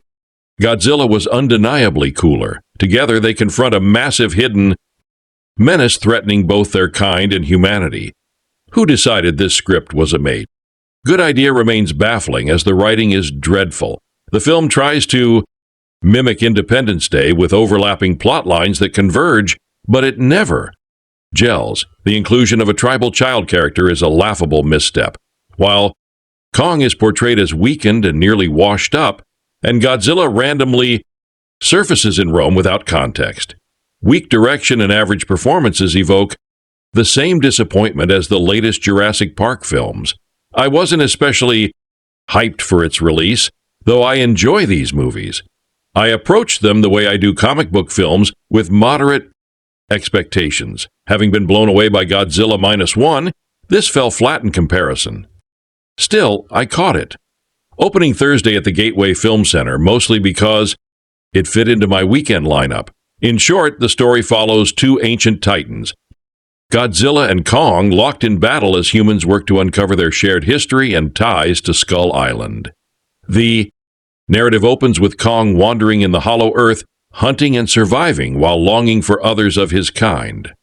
An earthquake soon reveals deeper mysteries. Monarch, stationed nearby, detects unusual signals. Above ground, Godzilla continues roaming and defeating titans. Doctor for Eileen Andrews, Rebecca Hall, overseeing Kong's care for Monarch, notices her daughter Gia, Kay Hottle, sketching the mysterious signal, claiming it's a psychic call. This leads them to enlist Bernie Hayes, Brian Tyree Henry, a conspiracy podcaster who sees the world differently.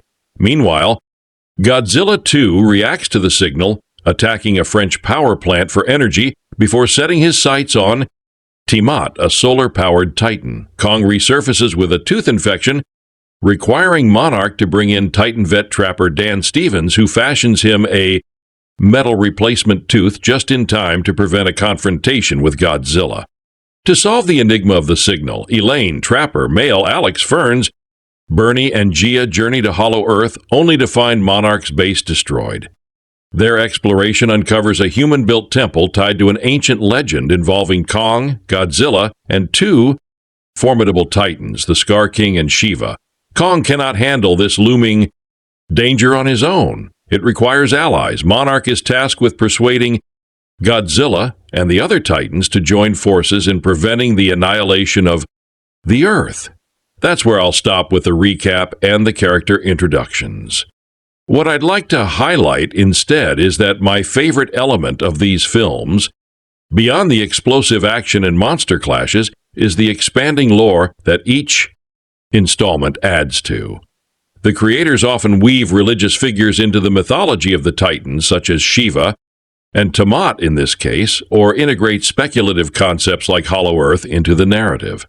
Another strength is how they borrow story cues from older KU films, something I always appreciate. That's the foundation for exploring the newer Titans here, which build directly on what the previous movie established. We already know Hollow Earth exists in this universe, and Kong believes his kind originated there, though he continues searching for proof. His journey takes him further underground where additional legends surface. The lore frames Kong's race as protectors of humanity, while Godzilla embodies Earth's guardian. Among these revelations is the arrival of Scar King, which adds depth alongside the introduction of Shivabaro from Hindu mythology, but presented here more like the icy deity from Final Fantasy. In fact, many of these inclusions echo that game series Tiamat the Mesopotamian. Goddess also appears in Final Fantasy as a recurring villain. The story layers further expand with the Iwi tribe linked to Skull Island returning in meaningful bond. Kong's loneliness and search for belonging parallels Gia struggles as she grapples with isolation at school while Island strives to help her feel grounded. This human angle gives the narrative heart, especially when it evolves into the discovery of other giant apes and G's lost people. Unlike previous entries that lean heavily into environmental allegory, this film eases off that theme and instead emphasizes Hollow Earth and the fight to save the planet from ruin. The subplot with Trapper, a veterinarian for Titans, adds a quirky new element, while government interference in Monarch is kept more in the background. What genuinely unsettled me, though, were the Titans demolishing iconic landmarks like the Colosseum and the Pyramids of Giza. Having visited one of these, I felt the pang of realism, watching them destroyed on screen. From a filmmaking perspective, the visual effects remain the showcase. These films thrive on enormous budgets. It shows the CGI is stunning, particularly when experienced in theaters where they're meant to be seen. Like superhero blockbusters, these movies are packed with elaborate CGI, but I still find enjoyment in the imaginative fight sequences. Watching Godzilla-level monsters and cities is exhilarating, enhanced by strong cinematography that frames both real and fantastical landscapes effectively. On the downside, I noticed the absence of the classic Godzilla theme, which was disappointing, although the rest of the score and the sound design delivered well in bringing the creatures to life. Performance-wise, Rebecca Hall turns in a steady portrayal of the scientist determined to aid Kong and safeguard the world, while Brian Tyree Henry injects humor and sharpness into conspiracy-laden commentary. Dan Stevens adds a laid-back surfer-like energy while still proving capable in his specialty. And Kaylee Hottle delivers. Another solid showing as Gia central to the emotional core. Supporting players like Alex Ferns and Fachin contribute capably. Ultimately, the KU remain the stars, but no human performance falters, which is all I ask. To conclude, this is pure popcorn entertainment. I personally lump KU films under the umbrella of horror, though this one isn't horror in the traditional sense. What I value most is how the mythology of these titans keeps expanding, alongside the joy of watching them clash in spectacular battles. Adding fresh titans only enriches the world further. Technically, the film is polished with impressive CGI, clever framing, and lively cinematography. It won't appeal to everyone, but if you want an over-the-top spectacle where you can switch off your brain and enjoy the chaos, this film fits the bill. Thankfully, the human characters are dialed back, allowing the monsters to dominate the spotlight exactly as it should be. Despite Godzilla being listed first, this film is far more of a King Kong journey than a Godzilla showcase. The story follows Kong exploring Hollow-bit Earth, a realm very reminiscent of the underground portal concept from Land of the Lost, as he struggles to endure relentless assaults from rival apes until he discovers a young companion he can ally with. This leads into the central antagonist, which ultimately proves underwhelming, largely because the film spends more than half its runtime building up to what is essentially a red-haired, slimmer version of Kong with a perpetually furious face. Reminiscent of Caesar from the recent Planet of the Apes series, armed with a mystical whip and controlling a massive dragon-like beast, this villain represents the main threat, the possibility of these creatures escaping to Earth's surface. If that occurs, their sheer destructive presence would wipe everything out while simultaneously fulfilling the usual megalomaniac villain goal of world domination. Throughout much of this, Godzilla is sidelined, only appearing occasionally as Rebecca Hall and Brian Tyree Henry reprise their roles, this time joined by Dan Stevens, who feels like a mashup of Sam Neill's bravery and Jeff Goldblum's wit from Jurassic Park. Together, they tend to Kong's injuries and attempt to help him navigate this strange, perilous world. Meanwhile, Godzilla intermittently fights Arctic monsters in order to boost his strength for the same ultimate battle that Kong will eventually face. Tied into this is a secret tribal civilization that reveres the peacekeeping titan, Mothra, hinting at broader lore. Yet the returning human characters are uneven. Hall comes across as overly stern in her role as the mother of a deaf child who functions more like a symbolic plot device, while Henry overplays his nervous comic relief, routine Stevens.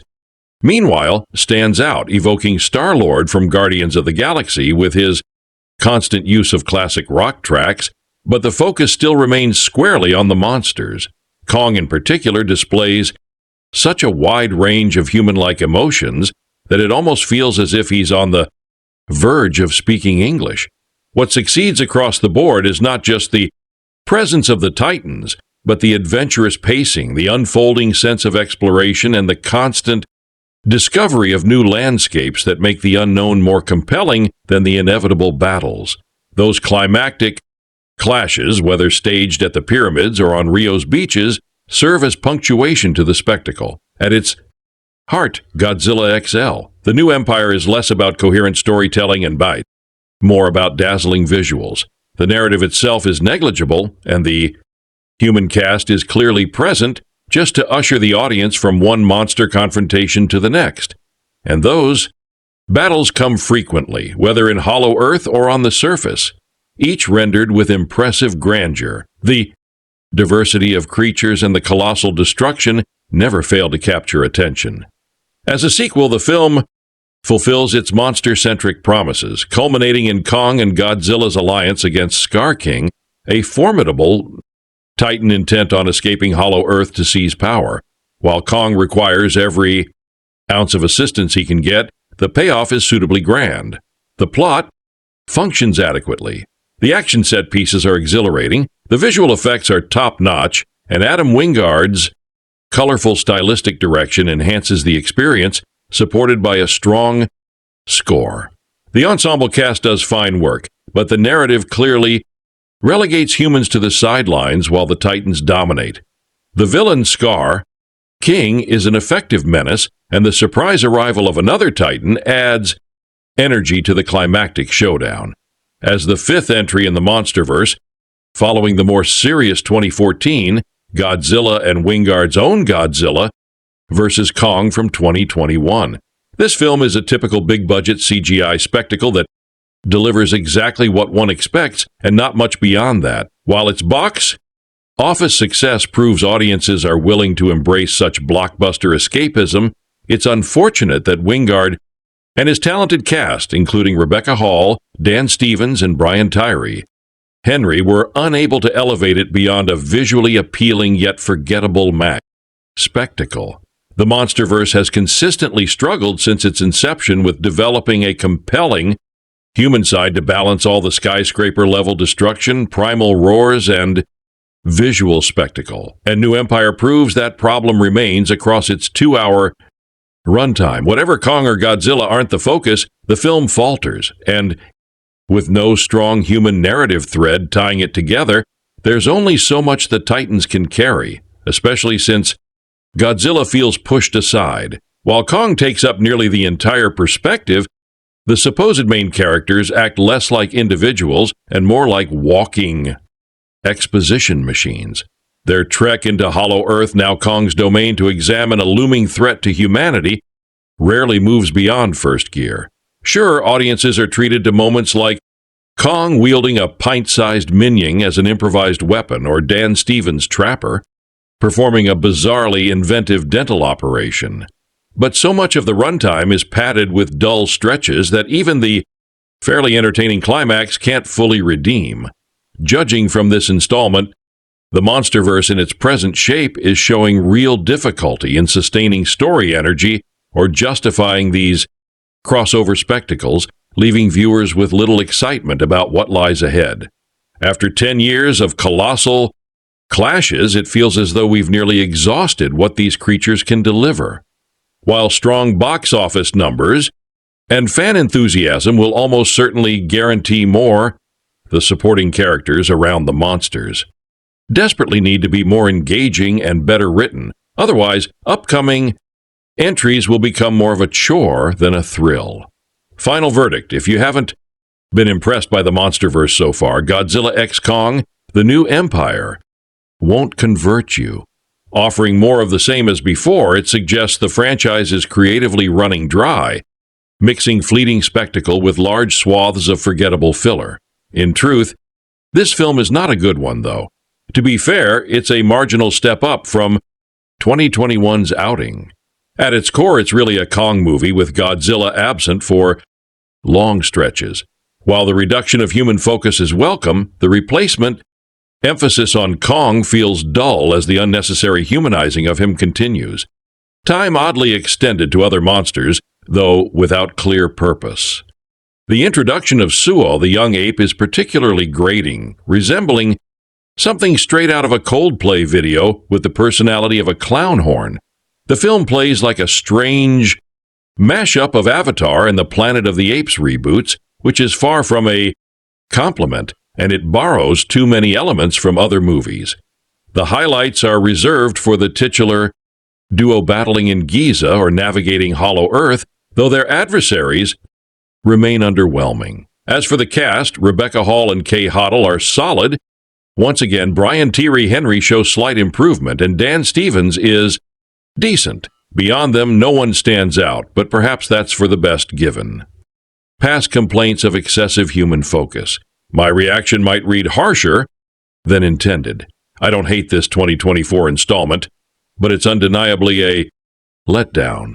What I long for is straightforward brain-off monster mayhem, which clearly isn't the monster versus chosen path. If anything, this entry only makes me more eager to revisit the authentic Japanese Godzilla films, though I'll admit I still have a soft spot for Kong. Skull Island. At least one thing can be said: Godzilla x Kong. The New Empire is a dazzling, visceral ride that delivers non-stop action. Highs, especially in IMAX. At just under 2 hours, it feels like a sensory roller coaster crafted clearly for newcomers to the franchise, though those unfamiliar with prior entries may struggle to fully grasp the experience. Both of the leading titans carry with them decades of established mythology, and the first people lining up to watch are devoted superfans who know that lore inside out. Yet the human characters in the story still react with bewilderment at yet another electrical anomaly. Despite the fact that seismic disturbances and electrical surges have been tied to Godzilla's appearances for generations, this choice ends up talking down to the most invested viewers and waste an opportunity for bolder, more creative storytelling. While sticking to these familiar elements keeps the new empire rooted in classic legend, the characters themselves odd to recognize these signs from the start. As it stands, the narrative feels like a lost chance at richer writing and risks alienating anyone outside the MonsterVerse fan. The film establishes a new dynamic of Godzilla above Kong. Below a symbolic balance between the two creatures, Kong takes center stage, rendered with a surprising degree of humanity and emotional depth, his age and frailty giving him a palpable sense of mortality that drives the storyline for both monsters and humans alike. Rebecca Hall's Dr. Illing Andrews, who served as a strong lead in Godzilla vs. Kong, is softened here into more of a nurturing mother figure through her bond with her adopted daughter, Gia, and her reconnection with an old friend. Yet her chances to shine are overshadowed by the emotional weight given to Kong and the other apes he seeks out, whose feelings resonate more strongly than doubt hers.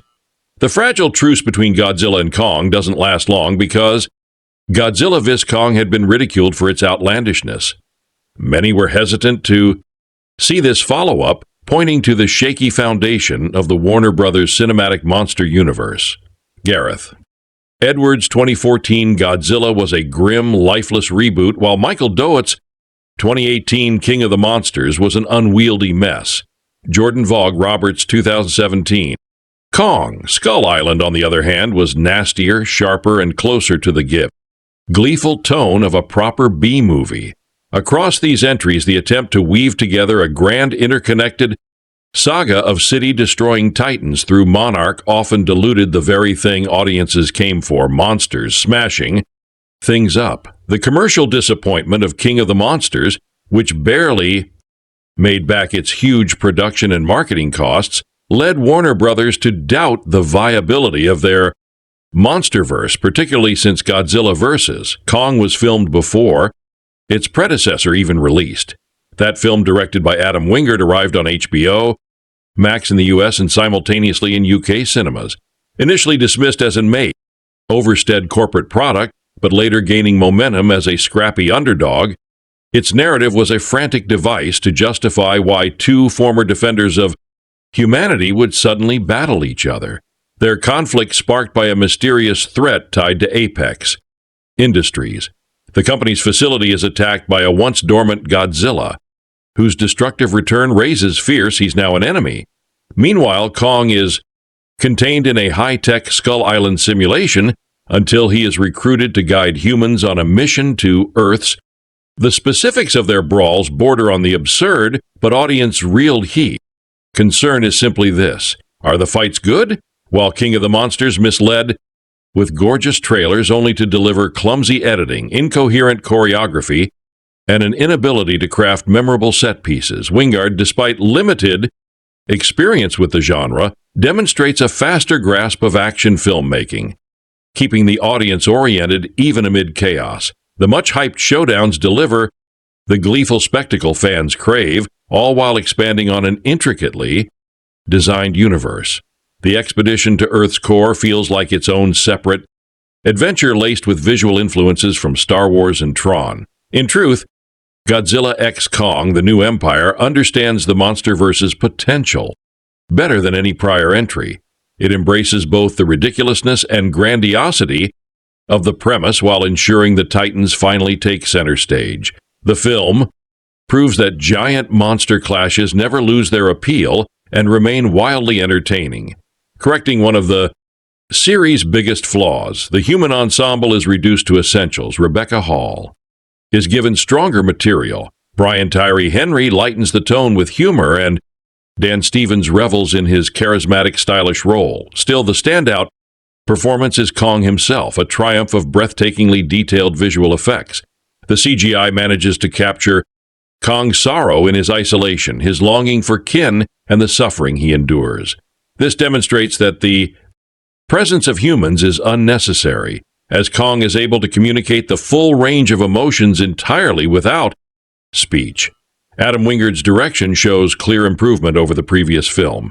Though the sense of scale has faded, it is replaced with massive monster clashes that feel like toys crashing together in the most entertaining fashion. Several moments allow the Titans to carry the story without human involvement, which always makes for the strongest sequences. The soundtrack, crafted by Tom Hokenborg and Antonio Diorio, amplifies the retro 80s sci-fi feel with heavier synth layers than before, particularly enhancing a zero-gravity battle at Earth's core, turning it into the grandest Saturday morning cartoon ever realized. I've attended a screening of Godzilla x Kong: The New Empire, featuring Rebecca Hall, The Night Eye House, Iron Man 3, Dan Stevens, Legion, Night at the Museum, Secret of the Tomb, Brian Tyree Henry, Bullet Train, Joker 2019, and Kaylee Hottle appearing in her second film after Godzilla vs. Kong as the direct follow-up to the 2021 film and the newest entry in the MonsterVerse. The story sees Rebecca's character returning with her adopted daughter, Gia Kay, while expanding the mysteries of Skull Island, Hollow-Earth, and other Titans. Dan portrays a pilot and veterinarian who injects humor into tense scenes, while Brian plays a blogger hoping to boost his podcast following.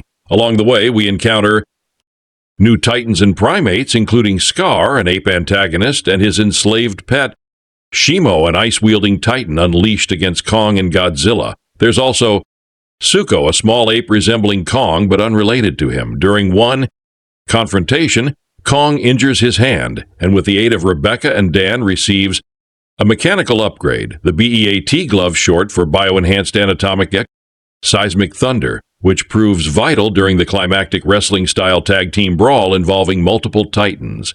A familiar face, the Titan Mothra, makes a brief but notable appearance. The film delivers scenes like Kong battling dire wolves in Hollow-Earth before heading to the surface near Monarch HQ and Bermuda for a dental procedure where his aching tooth is extracted and replaced. Meanwhile, Godzilla fights elsewhere, wrecking parts of Rome in his duel with a massive crab spider before retreating to nap inside the Colosseum. Monarch then detects a strange signal, sending explorers back into Hollow-Earth, where Kong encounters other giant apes, and some information about it. How do you like our today's video? Please let us know by commenting, and if you like this video, please like it, share it, and don't forget to subscribe to our channel. Thanks for watching.